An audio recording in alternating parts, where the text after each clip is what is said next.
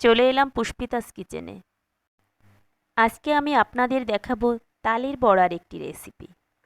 সবার প্রথমে আমি 2 কাপ তালের পাল্প নিয়েছি, 1 কাপ সুজি নিয়েছি, 1 কাপ ময়দা, 1 কাপ চিনি আর একটু লবণ নিয়েছি। এবার আমি সব উপকরণগুলো ভালোভাবে মিশিয়ে নিচ্ছি। আমি যে উপকরণগুলো মিশিয়েছি আপনারাও চেষ্টা করবেন এই উপকরণগুলো দিয়ে তালের বড়া তৈরি করতে। দেখবেন খেতে অনেক সুস্বাদু হবে। সব কিছু ভালোভাবে মিশিয়ে নিয়েছি।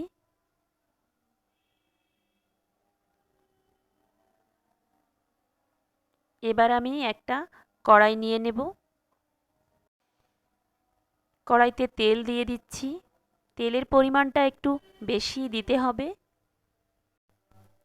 তেল গরম হয়ে গেছে। এবার আমি মিশ্রণটা হাত দিয়েই একে একে কড়াইতে দিয়ে দিচ্ছি।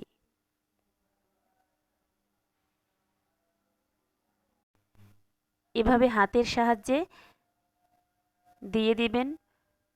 দেখবেন একটার সঙ্গে আরেকটা যাতে লেগে না যায়।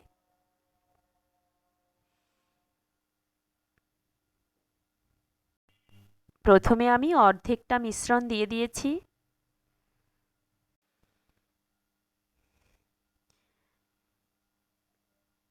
তালের বড়ার একটা পাশ ভাজি হয়ে গেছে। এবার আমি অন্য পাশটাও একইভাবে ভেজে নিচ্ছি। মিডিয়াম আঁচে দিয়ে বড়াটা ভাজি করবেন।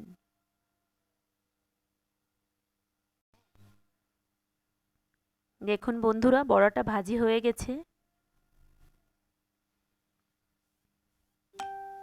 দেখেই বোঝা যাচ্ছে বড়াটা ভাজি হয়ে গেছে। এবার আমি বড়াগুলো উঠিয়ে নিচ্ছি।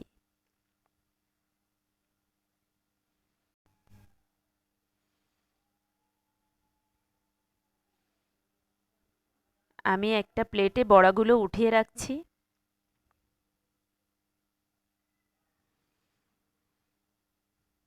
বড়াগুলো দেখেই বোঝা যাচ্ছে খেতে অনেক সুস্বাদু হয়েছে।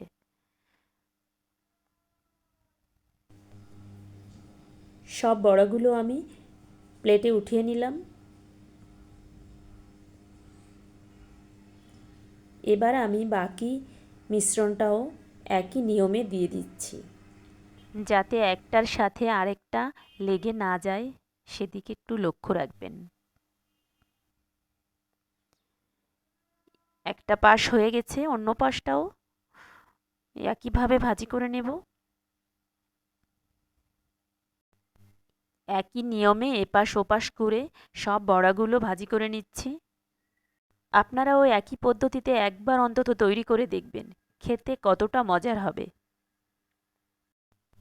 এভাবে বড়াটা তৈরি করলে আমার বাসার সবাই ভীষণ পছন্দ করে।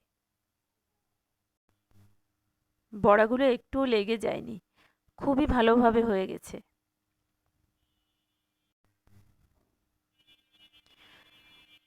আপনারা একবার তৈরি করুন, দেখবেন খেতে কতটা ভালো হবে। সবগুলো হয়ে গেছে, এবার নামিয়ে নিচ্ছি।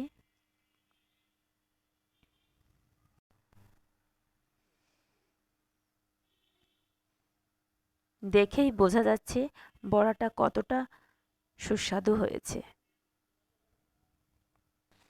আমি যে মিশ্রণটা তৈরি করেছি পুরো মিশ্রণটা দিয়েই বড়া তৈরি করেছি। দেখুন বন্ধুরা কতগুলো বড়া হয়েছে।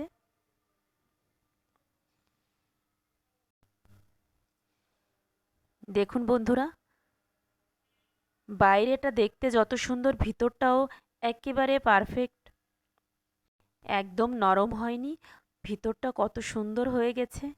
বন্ধুরা পুরো ভিডিওটি দেখবেন আর অবশ্যই লাইক দিয়ে পাশে থাকবেন। ধন্যবাদ।